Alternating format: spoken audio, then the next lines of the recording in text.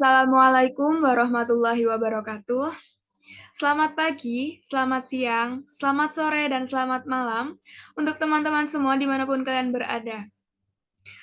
Baik, di kesempatan kali ini, perkenalkan saya Hanifah Muji Alifani dengan NIM 228022410052 dari Program Studi Pendidikan Administrasi Perkantoran, kelas B Fakultas Ekonomi dan Bisnis Universitas Negeri Yogyakarta. Pada kesempatan kali ini, saya akan menerangkan tentang pasar keuangan dan lembaga jasa keuangan sebagai tugas ujian akhir semester manajemen keuangan. Baik, tanpa berlama-lama lagi, mari kita langsung untuk ke materinya.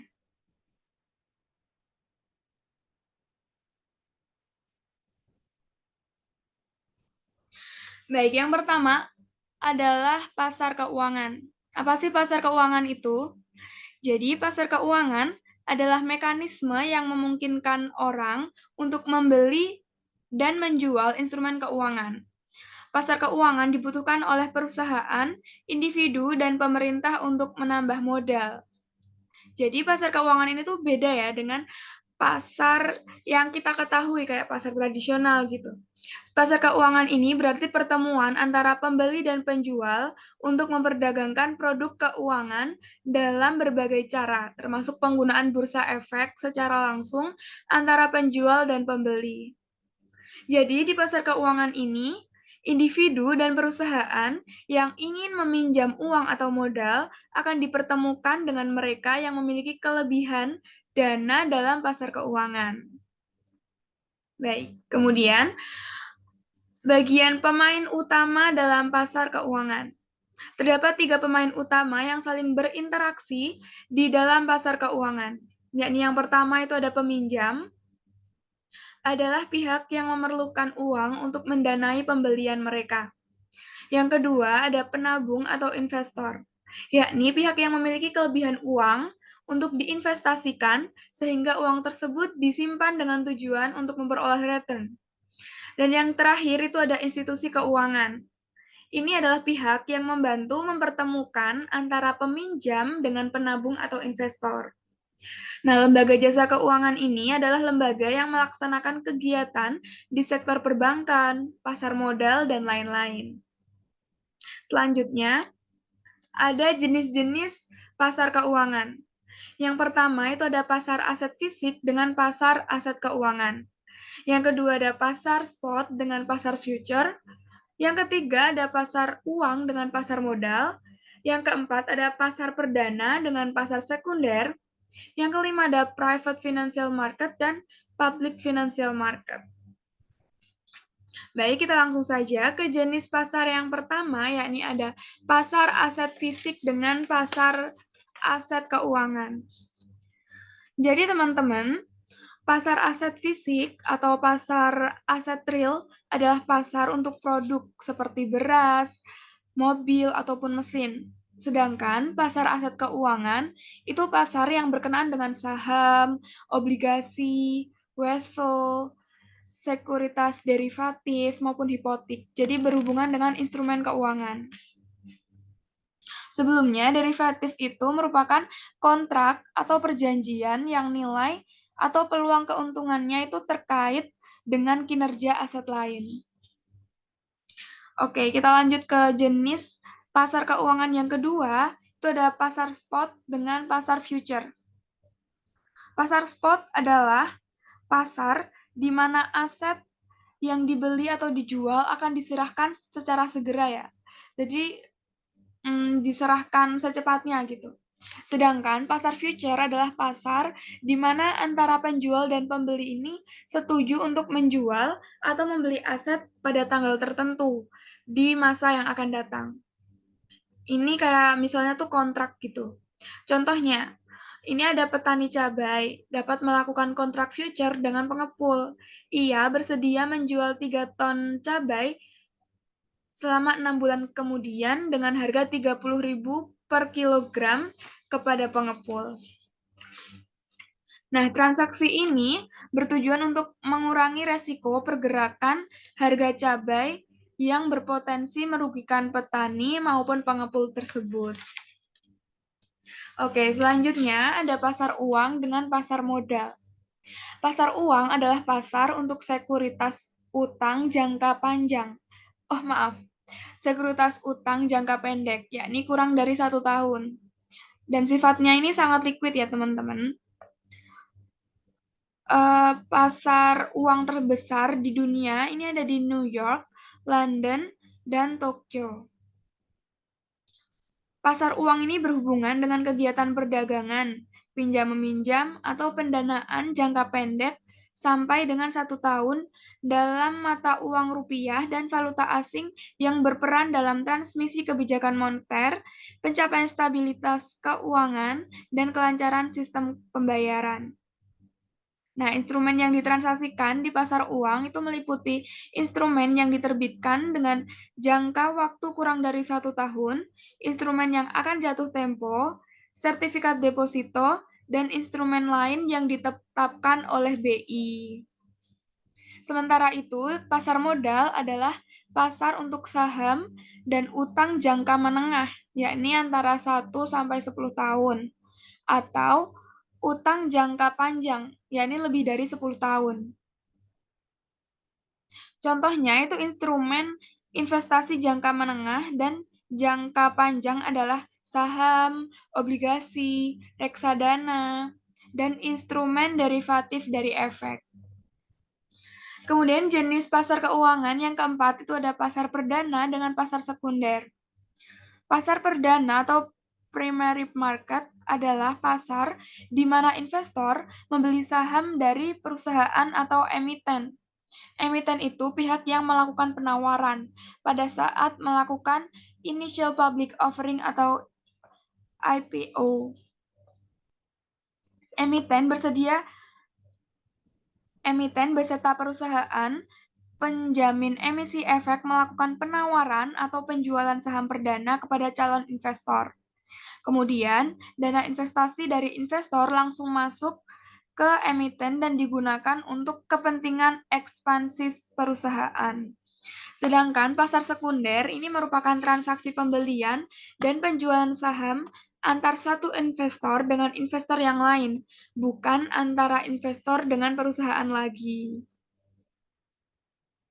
Nah, jenis pasar keuangan yang terakhir itu ada private financial market dan public financial market. Private financial market ini adalah pasar yang transaksinya hanya melibatkan dua pihak aja.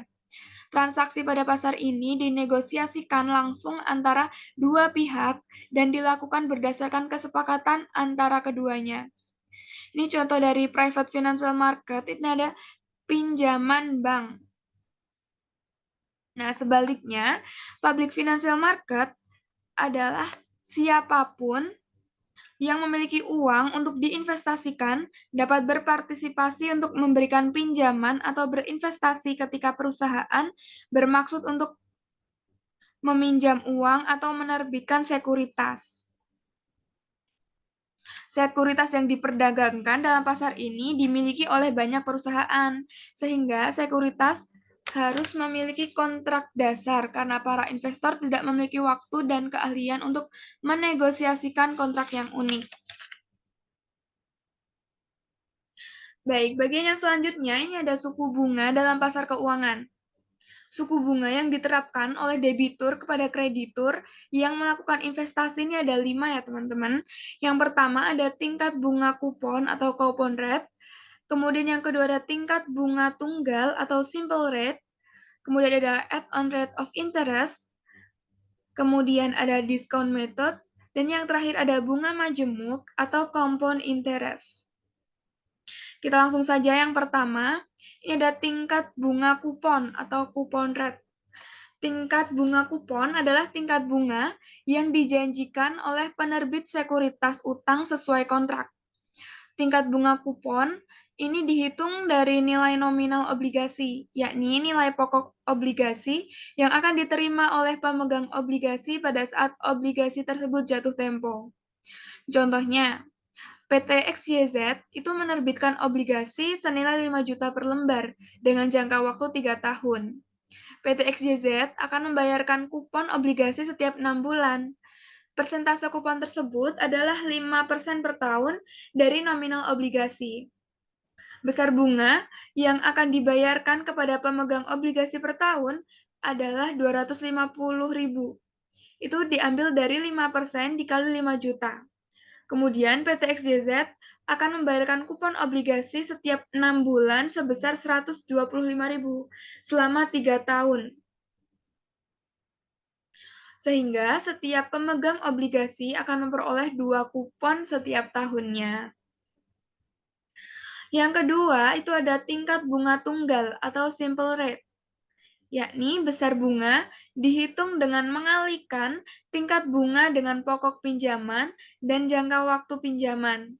Pada metode ini, angsuran bulanan digunakan untuk membayar bunga terlebih dahulu, baru sisanya digunakan untuk mengurangi pokok pinjaman.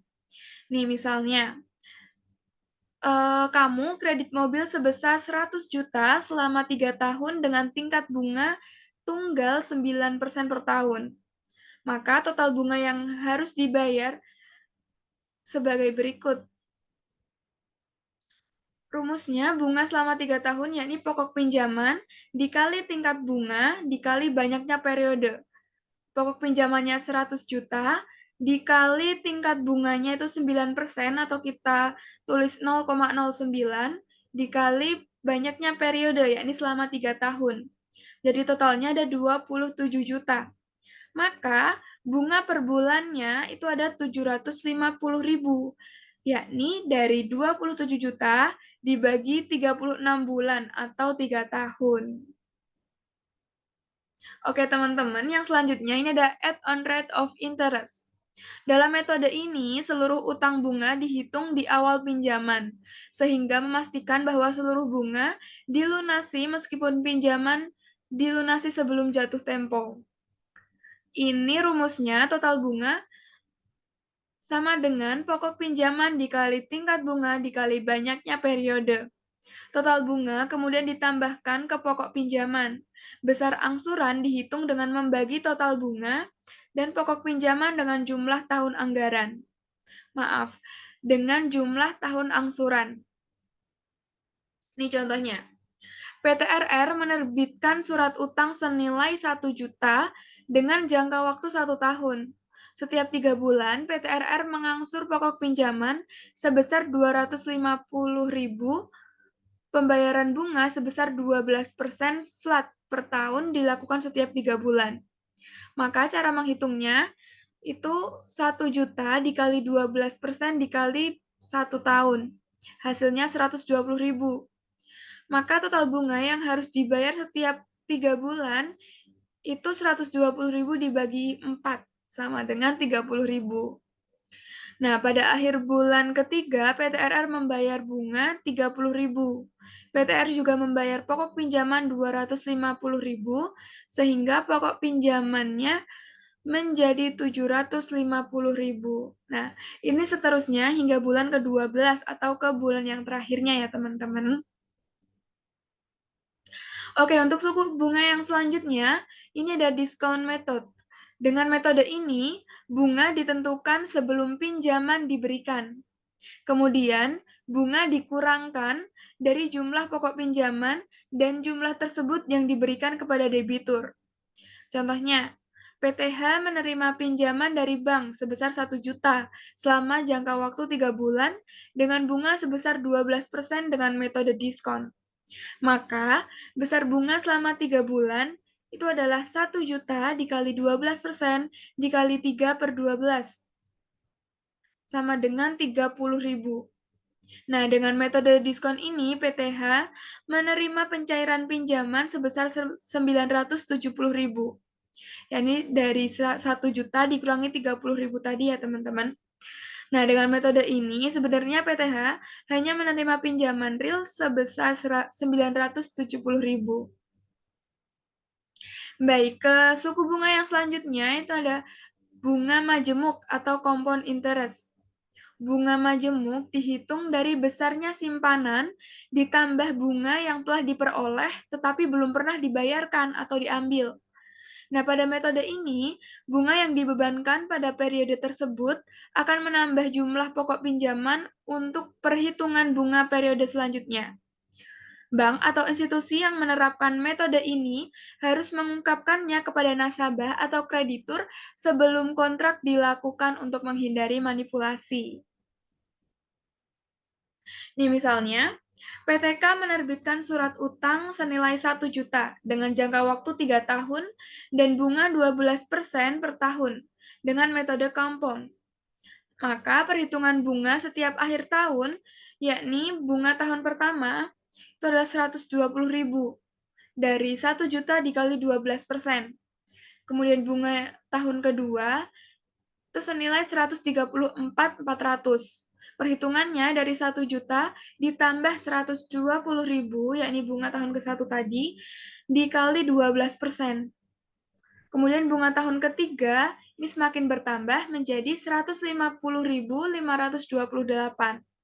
Nah, dengan demikian total pembayaran pokok pinjaman dan bunga pada akhir tahun ketiga adalah Rp1.404.928. Jadi bunganya itu semakin bertambah gitu ya. Baik, selanjutnya ini ada jenis suku bunga menurut metode pembayarannya. Yang pertama itu ada flat rate atau bunga merata.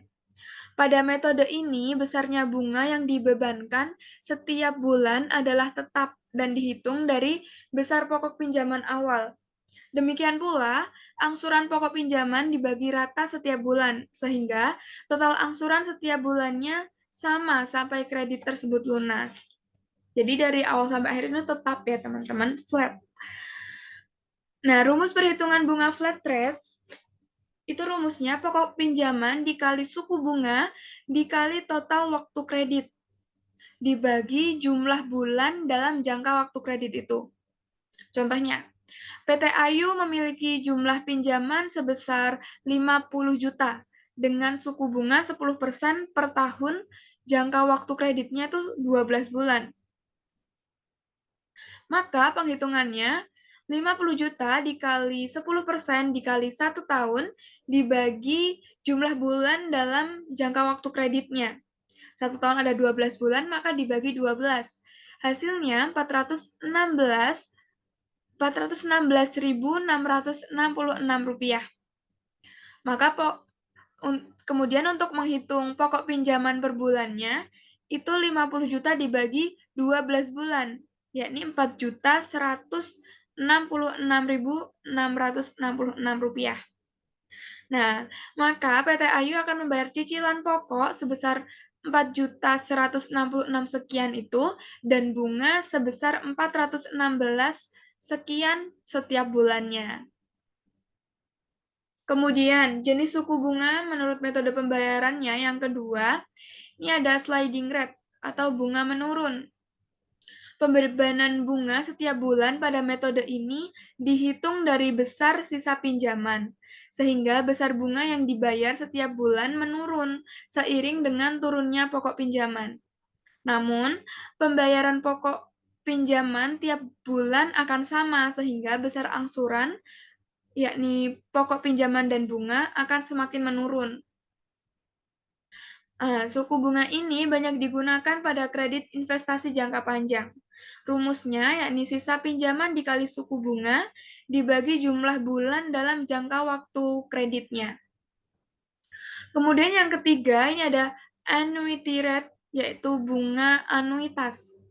Suku bunga ini termasuk kategori suku bunga efektif, di mana besar bunga yang dibebankan pada setiap angsuran bulanan dihitung secara matematis, sehingga total angsuran setiap bulan nilainya selalu sama, dan beban bunga dihitung dari sisa pinjaman setiap bulan. Jenis bunga ini banyak ditemukan pada pemberian kredit kepemilikan rumah. Kemudian jenis suku bunga yang selanjutnya ada floating rate atau bunga mengambang. Metode floating rate ini membebankan besar kecilnya bunga kredit tergantung dari suku bunga pasar pada bulan tersebut. Nah, jumlah bunga yang dibayarkan dapat lebih tinggi, lebih rendah atau sama dengan bulan sebelumnya. Jenis bunga ini banyak ditemukan pada kredit modal kerja dan kredit investasi. Baik, kita lanjut ya teman-teman ke materi selanjutnya, yakni ada lembaga jasa keuangan. Lembaga jasa keuangan adalah lembaga atau badan yang bergerak di bidang keuangan untuk menyediakan jasa keuangan dan segala kegiatannya yang berhubungan dengan keuangan. Nah, terdapat dua jenis lembaga jasa keuangan dalam perekonomian di Indonesia, yakni lembaga jasa keuangan bank dan lembaga jasa keuangan non-bank. Contoh lembaga jasa keuangan non-bank itu ada koperasi, pegadaian, pasar modal, perusahaan asuransi, dan lain sebagainya. Kemudian apa sih otoritas jasa keuangan? Kayaknya teman-teman nggak asing ya dengan sebutan otoritas jasa keuangan itu. Nah, Otoritas Jasa Keuangan atau kita sebut dengan OJK merupakan sebuah lembaga baru yang dirancang untuk melakukan pengawasan secara ketat pada lembaga keuangan seperti perbankan, pasar modal, reksadana, perusahaan pembiayaan, dana pensiun, dan asuransi. Nah, menurut UU nomor 21 tahun 2011, bab 1 pasal 1 ayat 1, yang dimaksud dengan OJK itu adalah lembaga yang independen dan bebas dari campur tangan pihak lain, yang mempunyai fungsi, tugas, dan wewenang pengaturan, pengawasan, pemeriksaan, dan penyidikan sebagaimana dimaksud dalam undang-undang tersebut. Kemudian apa sih tujuan dari pendirian OJK ini?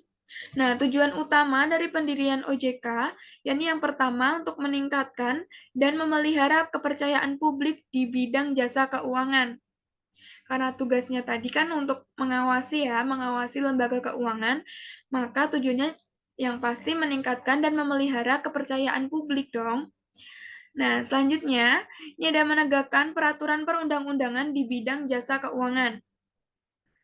Tujuan yang ketiga, meningkatkan pemahaman publik mengenai bidang jasa keuangan. Dan yang terakhir itu melindungi kepentingan konsumen jasa keuangan. Oke, kita lanjut ke lembaga jasa keuangan perbankan.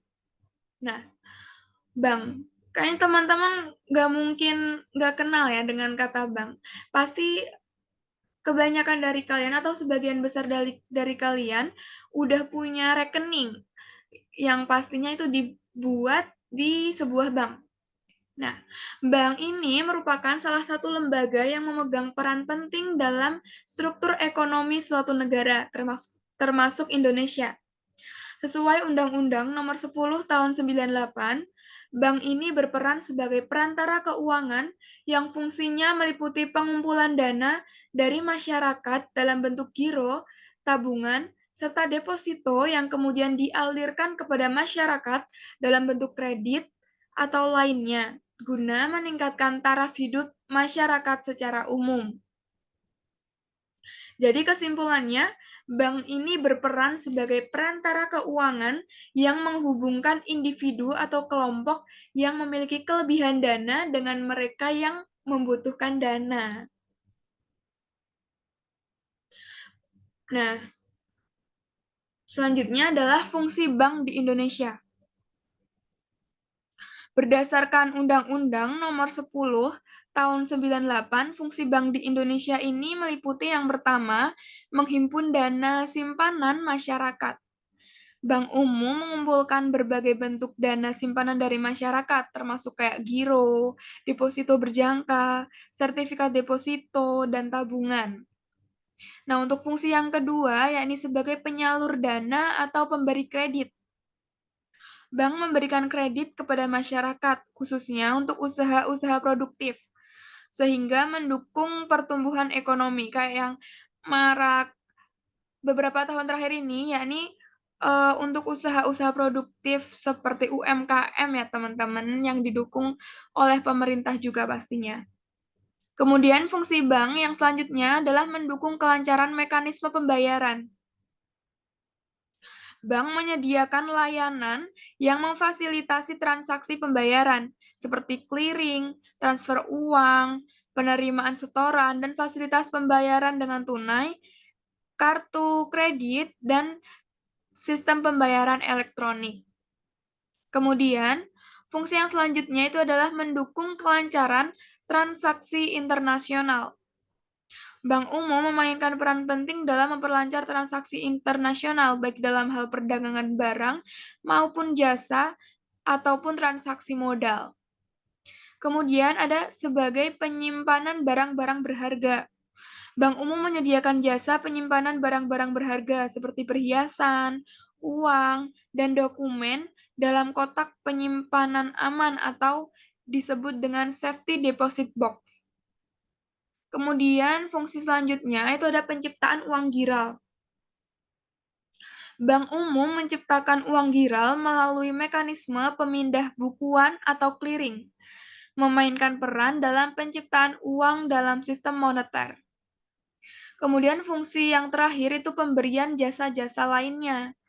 Bank umum juga memberikan berbagai jasa lainnya kepada masyarakat seperti pembayaran tagihan listrik, telepon, pembelian pulsa telepon seluler, pengiriman uang melalui ATM, dan lain-lain. Nah, kita ke bagian selanjutnya, ini ada jenis bank. Yang pertama, klasifikasi jenis bank berdasarkan fungsinya, yakni ada bank sentral, bank umum, dan bank perkreditan rakyat. Yang pertama, kita bahas dulu ada bank sentral. Bank sentral adalah lembaga yang bertanggung jawab untuk memelihara stabilitas nilai mata uang suatu negara. Nah, di Indonesia, BI atau yang kita tahu Bank Indonesia merupakan bank sentral yang ditunjuk oleh undang-undang. Bank Indonesia beroperasi secara independen dalam menjalankan tugas dan wewenangnya, bebas dari campur tangan pemerintah atau pihak lain, kecuali untuk hal-hal yang diatur secara tegas oleh hukum. Yang kedua, ini ada bank umum, yakni sesuai dengan Peraturan Bank Indonesia nomor 9/PBI/2007 adalah bank yang beroperasi baik secara konvensional maupun berdasarkan prinsip syariah. Bank umum memberikan layanan dalam hal pembayaran serta berbagai aktivitas perbankan. Layanan yang diberikan oleh bank umum ini sifatnya luas ya, teman-teman. Mencakup berbagai jenis layanan perbankan. Bank umum juga sering disebut sebagai bank komersial atau commercial bank.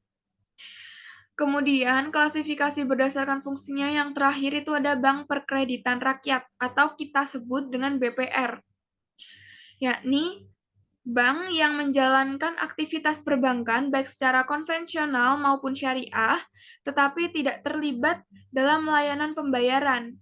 Dengan kata lain, cakupan kegiatan BPR lebih terbatas jika dibandingkan dengan bank umum. Oleh karena itu, di Indonesia terdapat 3 jenis bank utama, yakni ada bank sentral, bank umum, dan BPR itu. Nah, untuk klasifikasi yang selanjutnya ini berdasarkan kepemilikan. Ada 3, yang pertama milik pemerintah, yang kedua milik swasta nasional, dan yang terakhir ada bank kepemilikan asing. Bank milik pemerintah adalah bank di mana seluruh atau mayoritas sahamnya dimiliki oleh pemerintah. Pemerintah memiliki kontrol atas bank ini melalui kepemilikan sahamnya. Koordinasi kepemilikan pemerintah dalam bank umumnya dilakukan oleh Menteri Negara BUMN. Contohnya itu kayak ada BRI, Bank Mandiri, BNI, dan BTN. Selain itu, terdapat pula bank milik pemerintah daerah di tingkat provinsi dan kabupaten atau kota, kayak Bank DKI, Bank Jateng, Bank DIY gitu ya teman-teman. Nah, yang selanjutnya ada bank milik swasta nasional. Bank ini memiliki sepenuhnya atau sebagian besar oleh perusahaan swasta nasional. Akta pendirian dan pembagian keuntungan bank ini menunjukkan kepemilikan oleh sektor swasta nasional. Nah, contohnya itu kayak ada BCA, Bank Mega, Bank Mayapada, Bank Panin, dan seterusnya. Nah, untuk yang selanjutnya ada bank kepemilikan asing. Bank kepemilikan asing ini adalah bank di mana sebagian atau seluruh sahamnya dikuasai oleh pihak asing yang memiliki kendali atas bank tersebut. Nah, di Indonesia ini ada 3 bentuk bank luar negeri kayak Citibank, Bank Mizuho, ICBC, kemudian ada Commonwealth. Nah, itu yang kita kenal ya, yang nggak asing lah buat kita. Kedua, bank yang dimiliki baik sendiri atau bersama-sama oleh warga negara asing atau badan hukum asing dengan kepemilikan sebesar 50% atau lebih, kayak Bank DBS Indonesia. Kemudian ada juga bank yang dimiliki baik sendiri ataupun bersama-sama oleh warga negara asing atau badan hukum asing kurang dari 50%.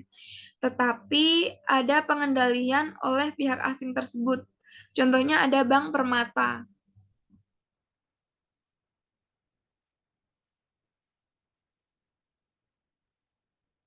Klasifikasi yang selanjutnya ini berdasarkan status.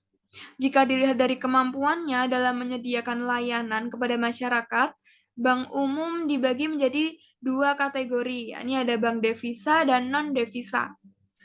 Bank devisa adalah bank yang telah mendapatkan izin untuk melaksanakan transaksi dengan luar negeri atau yang terkait dengan mata uang asing secara keseluruhan.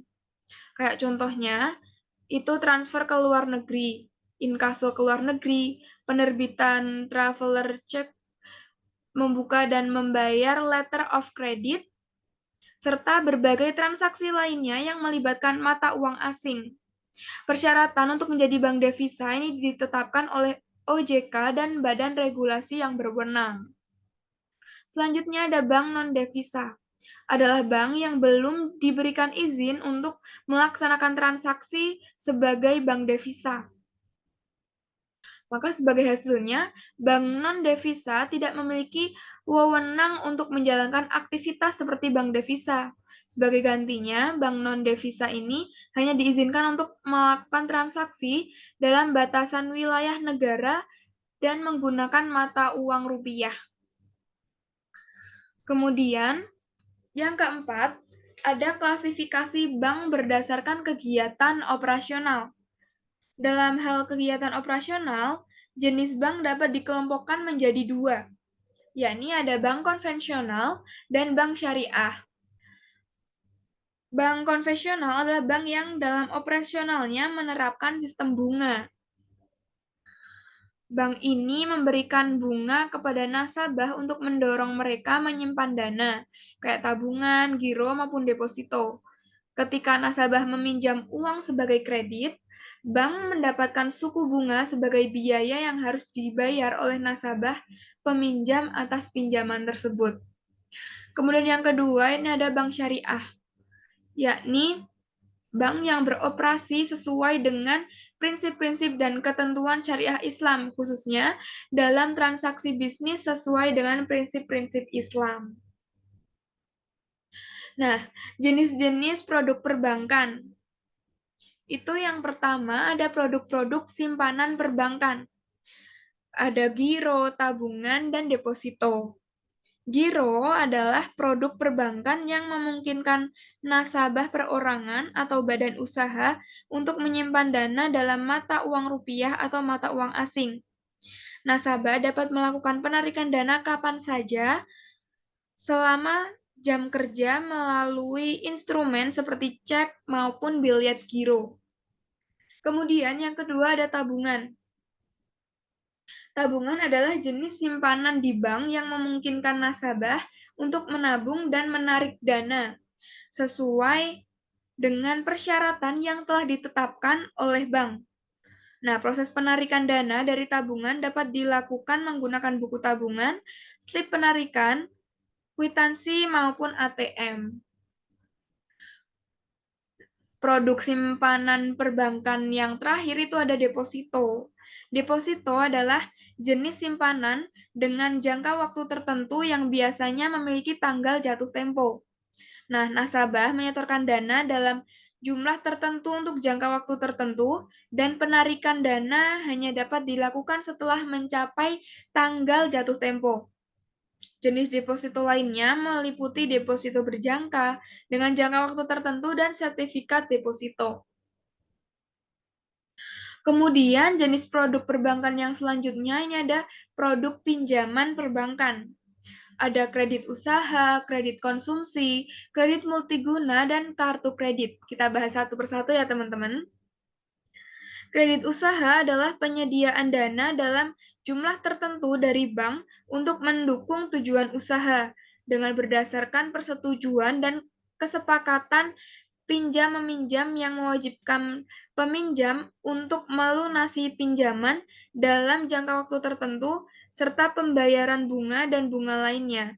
Tujuan dari kredit usaha ini sebagai kebutuhan modal dan kebutuhan investasi. Selanjutnya ada kredit konsumsi. Kredit konsumsi adalah kredit yang digunakan untuk membeli sesuatu yang sifatnya itu konsumtif, kayak membeli rumah, kendaraan pribadi, dan keperluan lainnya. Jenis kredit konsumsi biasanya cukup laris, kayak ada kita sering dengar ya, KPR atau kredit kepemilikan rumah. Kemudian ada kredit kendaraan dan kartu kredit. Umumnya, risiko kredit konsumsi relatif lebih tinggi, sehingga suku bunga yang dibebankan kepada nasabah untuk kredit konsumsi akan lebih besar dibanding dengan bunga kredit untuk tujuan usaha. Yang selanjutnya, ini ada kredit multiguna.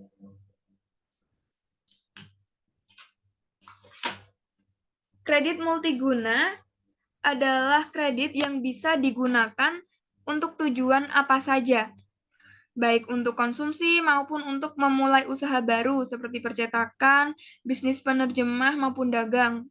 Nah, salah satu produk kredit serbaguna atau multiguna ini yang sering dipasarkan adalah kredit tanpa agunan. Kemudian, yang terakhir ada kartu kredit. Kartu kredit adalah suatu bentuk alat pembayaran yang dapat menggantikan penggunaan uang tunai. Konsumen dapat menggunakan kartu kredit untuk melakukan pembelian barang dan jasa di tempat-tempat yang menerima pembayaran dengan kartu kredit atau merchant. Selanjutnya ada jenis-jenis jasa perbankan. Ini ada surat kredit berdokumen atau letter of credit. Kemudian ada bank garansi, inkaso, clearing, transfer, safe deposit box, dan ada uang elektronik. Kita bahas yang pertama, ini ada surat kredit berdokumen. Adalah janji tertulis yang diterbitkan oleh issuing bank atas dasar permohonan tertulis applicant atau dirinya sendiri kepada beneficiary untuk membayar atau mengakses draft, mengizinkan bank lain untuk membayar atau mengakses atau mengambil alih draft apabila dokumen yang diserahkan oleh beneficiary sesuai dengan syarat dan kondisi janji tertulis yang diterbitkan oleh issuing bank letter of credit. Yang kedua ada bank garansi, adalah jaminan dalam bentuk warkat yang diterbitkan oleh bank kepada nasabah, yang mengakibatkan bank akan membayar kepada pihak yang menerima jaminan apabila pihak yang dijamin prestasi. Kemudian ada inkaso, yakni pemberian kuasa kepada bank oleh nasabah, baik perusahaan maupun perorangan, untuk melakukan penagihan terhadap surat-surat berharga, baik yang berdokumen maupun yang tidak berdokumen, yang harus dibayar setelah pihak bersangkutan berada di tempat lain, baik di dalam negeri maupun di luar negeri, menyetujui pembayarannya. Kemudian yang selanjutnya ini ada clearing.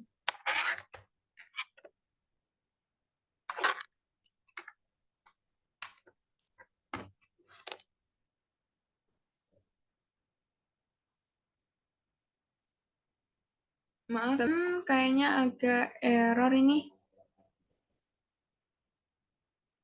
kesenggol.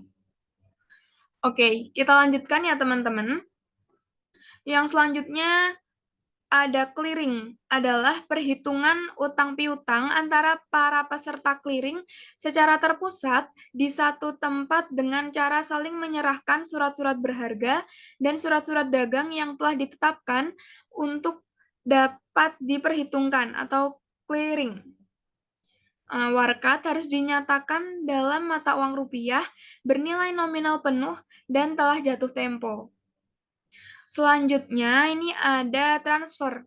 Transfer adalah kiriman uang atau dana yang diterima bank, termasuk hasil inkaso yang ditagih melalui bank yang akan diteruskan kepada bank lain untuk dibayarkan kepada nasabah. Pasti udah tahu lah ya dengan apa itu transfer. Nah, kemudian ada safe deposit box. Safe deposit box adalah fasilitas pengaman barang berharga dalam bentuk kotak yang disediakan oleh suatu bank untuk kepentingan nasabahnya. Kotak tersebut hanya dapat dibuka oleh bank dan nasabah secara bersama-sama. Kemudian jenis jasa perbankan yang terakhir itu ada uang elektronik atau store value card. Saat ini juga tersedia layanan untuk transaksi keuangan berupa uang elektronik, di mana nasabah tidak perlu membawa uang tunai untuk melakukan transaksi pembelian barang atau jasa. Kita bisa biasa nyebutnya itu dengan e-money ya teman-teman.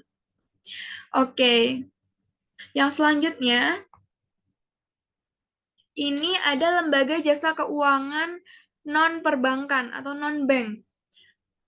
Saya ambil satu contohnya, yakni Pegadaian. Pegadaian adalah sebuah BUMN sektor keuangan Indonesia yang bergerak pada 3 lini bisnis perusahaan, yakni pembiayaan, emas, dan aneka jasa. Gadai merupakan proses meminjam dana oleh seseorang kepada sebuah lembaga, yakni Perum Pegadaian, dengan memberikan jaminan berupa barang bergerak, kayak BPKB sepeda motor, maupun sepeda motor itu, mobil, dan lain sebagainya. Nah, fungsi Pegadaian itu yang pertama mengelola penyaluran dana pinjaman atas dasar hukum gadai dengan cara yang mudah, cepat, dan aman. Yang kedua adalah mengelola segala bentuk keuangan, kepegawaian, perlengkapan, pendidikan, dan juga pelatihan. Yang ketiga adalah menciptakan dan mengembangkan usaha-usaha yang menguntungkan bagi pegadaian itu sendiri dan masyarakat pada umumnya. Oke, jenis-jenis pegadaian ini ada dua. Yang pertama ada pegadaian konvensional, yakni salah satu lembaga pemerintah yang memberikan uang pinjaman kepada para nasabah atas dasar hukum gadai. Kemudian yang kedua ada pegadaian syariah, yakni lembaga keuangan dari pegadaian yang memberikan sebuah pinjaman kepada nasabah sesuai dengan prinsip-prinsip syariah Islam. Baik, itu tadi teman-teman yang bisa saya jelaskan dari materi pasar keuangan dan lembaga jasa keuangan. Semoga apa yang saya sampaikan dapat dipahami dan diterima dan juga bisa membantu menambah pemahaman teman-teman terkait materi pasar keuangan dan lembaga jasa keuangan pada mata kuliah manajemen keuangan. Baik, sekian dari saya. Saya cukupkan. Terima kasih atas segala perhatiannya. Mohon maaf atas segala kekurangan, baik kesalahan kata maupun perbuatan. Sekian dari saya. Wassalamualaikum warahmatullahi wabarakatuh.